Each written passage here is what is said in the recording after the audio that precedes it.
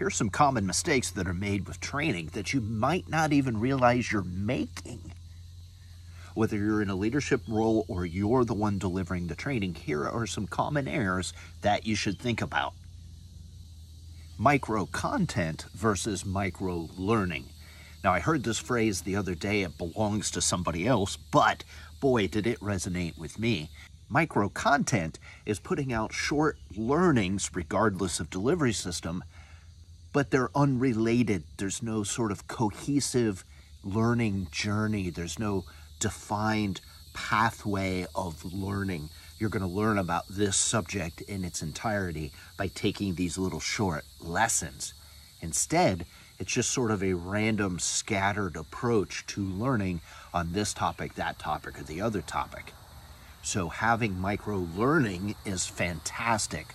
Unrelated micro content can be good too, but if that's all you really offer your learners, you're really not helping to increase skills or change behaviors. The second common mistake is not making it easy for your users to find and access information.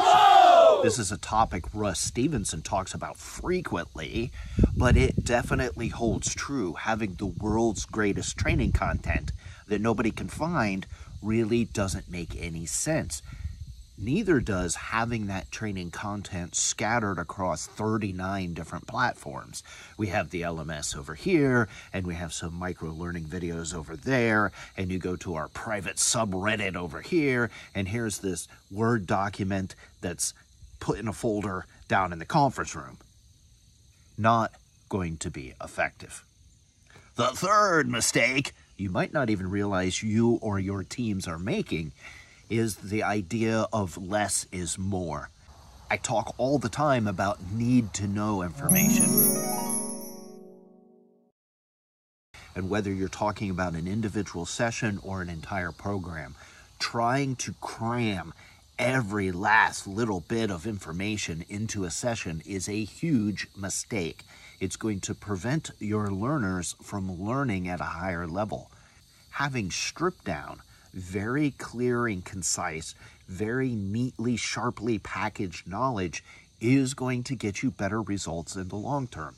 This mistake often comes from us, the trainers, because we're trying to get everything out of our heads into the learners' minds. It can also come from leadership. Leadership who doesn't want to take people offline for training sessions, so they ask their trainers to tackle a very complicated, very involved subject in a 15-minute session, which of course makes no sense at all. So less is really more. Focus and target the learning. Don't try to cram everything plus the kitchen sink into every session. Another very common mistake is to press people who are good in doing the job into delivering the training for that job. In other words, somebody is a high performer in a job role. They do it very well. So in other words, it only makes common sense that they should train everybody, right? Wrong. You can be very skilled at your job role and be an absolute crap trainer. They're different skill sets. And it's very common for organizations to conflate those two things. Oh, we'll just grab Bob and Sally because they do a great job doing XYZ, so we'll have them do the training. Well, yeah, but do they know how to train?